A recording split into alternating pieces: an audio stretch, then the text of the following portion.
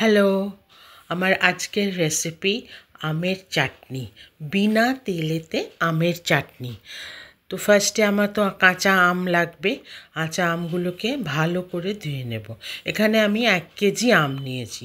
তারপরে এতে খোসা ছাড়িয়ে রেখে এরপর আমগুলোকে স্লাইস করে নেব। এরকমভাবে স্লাইস করে নেব। স্লাইসগুলো হয়ে গেলে এবার কড়াইতে এমনি জল দিয়ে একটু সেদ্ধ করব। তো ফার্স্টে জল দেওয়ার আগে এটাতে একটু নেড়ে নিয়ে একটু নুন দিয়ে দেবো। নুন দিয়ে তারপরেতে কি করব, একটুখানি ওটাতে আদা 1 ইঞ্চ মতন আদা, সেটাকে গ্রেট করে এর সাথে দিয়ে দেবো। তো এখন এটা একটু জাস্ট নুনটাকে আর কি ভালো করে মাখিয়ে নিচ্ছি। মাখিয়ে নিয়ে এরপরেতে আমি জল দেবো। জল মানে এরকম এই 1/2 কাপ 1 কাপ মতন জল দেবো, মানে যাতে আমগুলো সেদ্ধ হয়ে যায়। আমগুলো সেদ্ধ হবে, কিন্তু সেদ্ধটা কীরকম হবে, নরম হবে কিন্তু গলে যাবে না, সেরকমভাবে সেদ্ধ করতে হবে।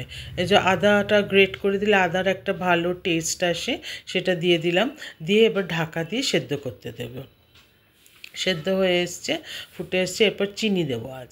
আচ্ছা, এই 1 কেজি আমেতে চিনি মোটামুটি 500 থেকে 600 গ্রাম দেবো। আচ্ছা, এটা ডিপেন্ড করছে আমটা কতটা টক। তো সেজন্য একটু মানে ব্যাচেতে দেবো, মানে একসাথে পুরোটা দিয়ে দেবো না, একটু একটু করে দেবো। দিয়ে এটাকে ভালো করে দেখে নেব, যদি 500 থেকে 600 গ্রাম হয় তা দিয়ে দিলাম। এরপরে তো একটু ভিনিগার দেবো। ভিনিগার প্রায় 3 থেকে 4 টিস্পুন ভিনিগার দিলাম। ভিনিগার দিলে এটা একটা ট্যাঙ্গি টেস্ট আসে। তো ভিনিগার দিয়ে আর একটুখানি লঙ্কা গুঁড়ি দিয়ে দিলাম। দেখতে কালারটা দেখতে বেশ ভালো হয়, তো এটাকে আর টেস্টটাও ভালো হয়। তো এটা করে দিয়ে এটাতে ভালো করে নেড়ে চেড়ে নিয়ে দেখে নিলাম চাটনির যে কনসিস্টেন্সিটা, মানে স্টিকিনেসটা এরকম যাতে হয় সেরকম একটু দেখে নিলাম।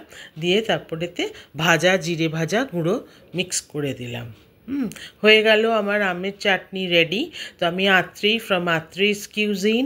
ভালো লাগলে like, share and subscribe. Thank you. Enjoy.